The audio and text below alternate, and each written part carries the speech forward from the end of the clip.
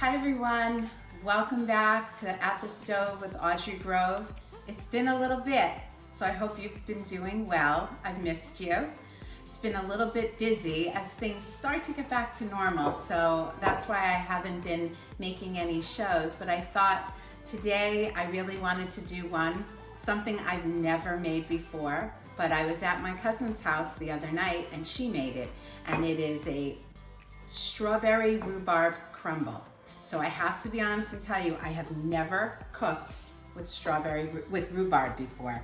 So I already did all the prep and it said to cut it up into 3/4 inch slices. So there's your strawberry rhubarb. It looks like a celery stalk, but with a little bit red on it. Smells a little bit weird, but I know it's gonna be delicious because I had it at my cousin Eden's house and it was so good. So she gave me the recipe and she actually gave me her leftover rhubarb, and I thought, I have no excuse not to make this. So are you ready? Let's get cooking. Here we go. All right, so I've already done a lot of the prep.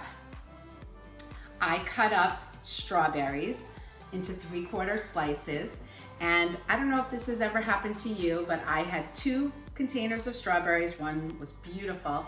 The other one, half of it, was all icky and moldy, so I just made it to 2 cups. So let's put that in there.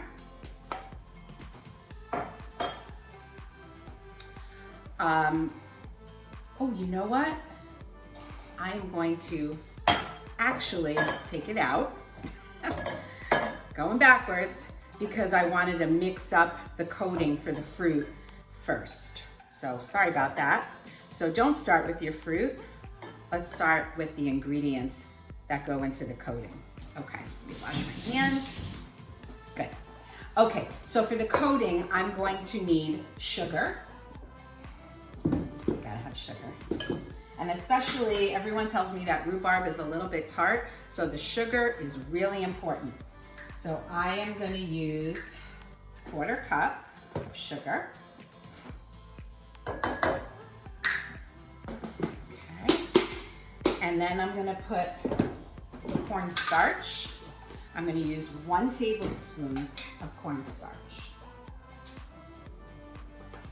So here we go.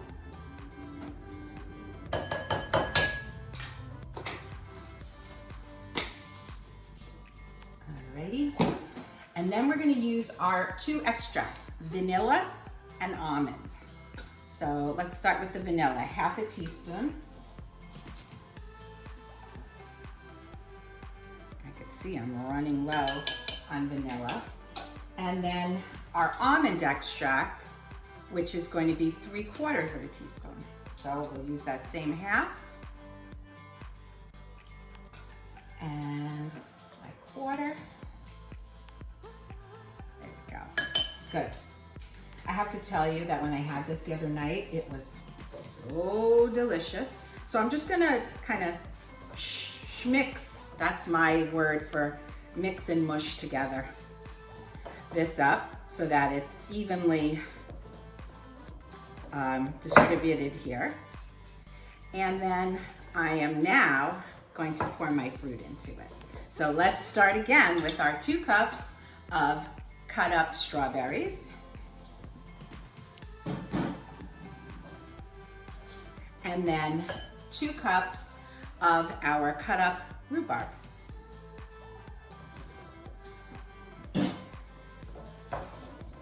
It's already, I had one that was trying to escape. It's already looking very good. So it says to, once you mix this, to put it aside for 10 minutes to let the fruit macerate, which is just to kind of marinate in the coating. So that's what it looks like. And I'm gonna put it aside for 10 minutes. I'm gonna get another large mixing bowl, and I'm just gonna rinse off my mixing spoon. Okay, and now we're gonna make the topping, which is the crumble. So we'll start with oat flour. So this recipe, interestingly enough, is gluten-free and dairy-free, which is really nice if you have those issues, like I do. Okay, so 3/4 cup of the gluten-free oat flour. So here's a 1/2 cup. Just trying to get it. Okay. And then a cup. Good. And then 1 tablespoon additionally. I love when they always do that. Like, who makes up these measurements? Okay, then we need rolled oats.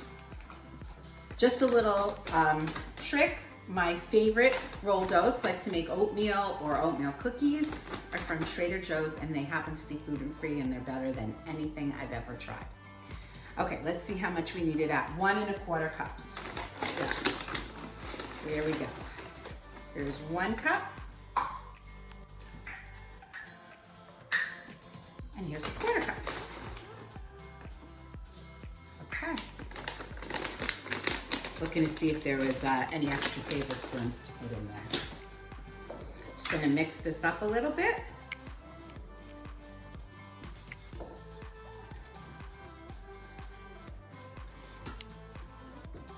Good. And then we're gonna add brown sugar. So this morning when I was getting all the ingredients out, I had a little bit of brown sugar in a bag, and I don't know if this has ever happened to you, but it was hard as a rock. So I sprinkled it with a little bit of water, just a tiny bit, and I think it'll be good. And then I microwaved it for like 15-20 seconds, and I got my brown sugar back, so that's good. So let's see how much we needed at 2/3 cup. Okay, so here's 1/3 cup. There's 1, and let's see if we can get enough for 2.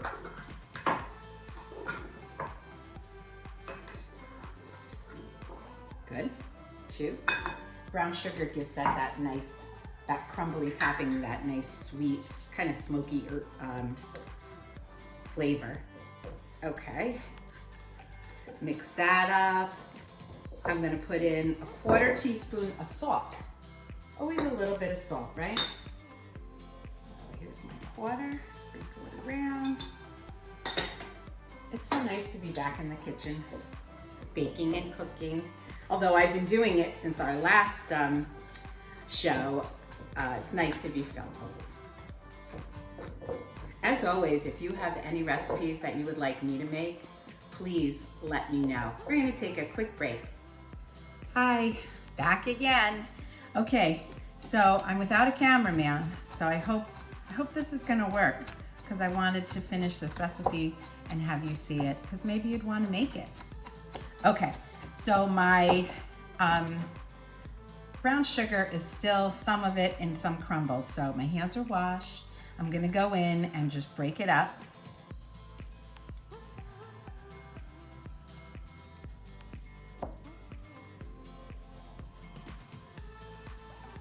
I think that should do it. Okay, so we've got our oat flour, our rolled oats, our light brown sugar, our salt. Oh, I see a few more. Let me just get those. And then we're gonna add our melted butter that's cooled. So I'm just gonna slowly pour in the melted butter.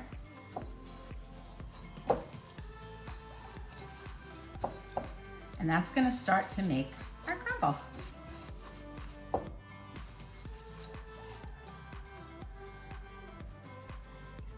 Get the very last bit of that. And then I'm just gonna mix it up.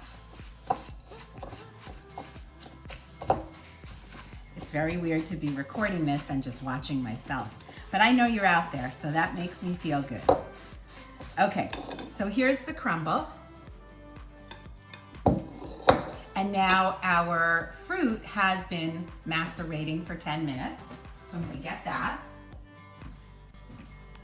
There it is. Looks beautiful, smells delicious. And now I'm gonna set up for our baking dish. So it said to put it on a tray because it will maybe bubble over. So I'm gonna take my 8x8x2 baking dish and I'm gonna spray it with some cooking spray up the sides too. So today, while we're filming this, or I should say while I'm filming it now, it's supposed to be in the 90s, feel like 100 with the humidity and the heat index. So I don't think I'm gonna be going out that much. I'll be working from home. Here we go. Okay, so last thing we have to do is spoon our mixture. Let me get a new spoon. So,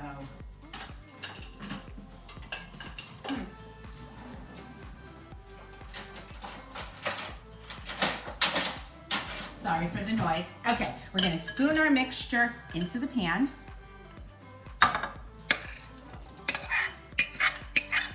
And I wanna get, and I apologize for the noise, but I wanna get all those juices that has the cornstarch in it to help thicken it up.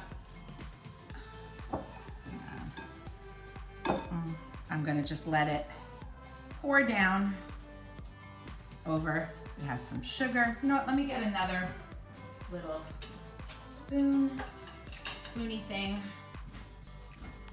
Here we go. Let's get every last drop of the juicy mixture.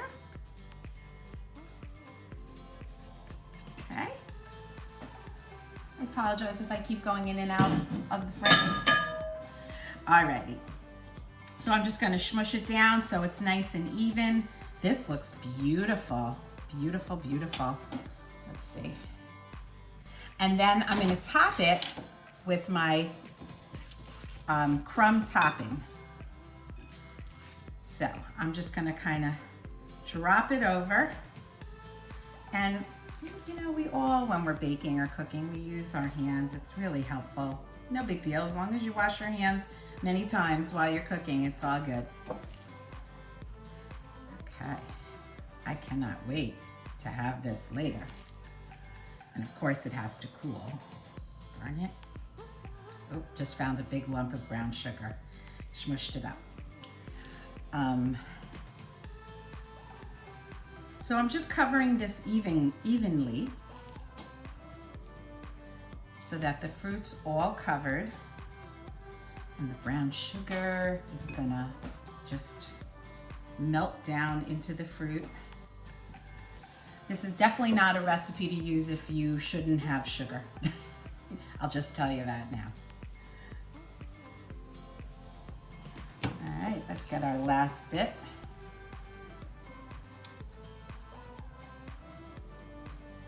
Good, I'm just gonna wash my hands. In the sink. So this looks really lovely. So in we go. This is, our oven has been preheating for a few minutes at 350, so it is up at the temperature. We are going to bake this for 40 to 45 minutes till the topping is nice and bubbly. So we'll be back when it's ready. We're back and it is ready to come out of the oven. So here we go. And I still don't have a cameraman, so I apologize that I keep going in and out of the camera, but here it is. Ooh, baby. So what we need to do is we need to let this cool. So this cooked for 45 minutes. It's really bubbly. It's a little bit, you could see a little bit watery, but the recipe says that as it cools, it'll kind of gel up a little bit and get thick.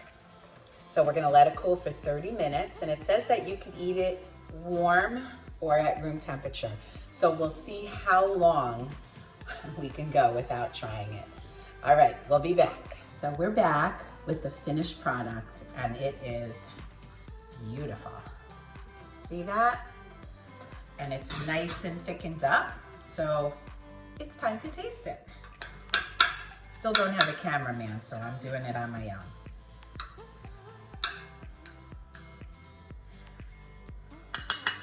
So I'm going to show you what this looks like. And I definitely think that, I think I've left this out for 40 minutes. It's still a little bit watery, but looks really good. I have some vanilla ice cream.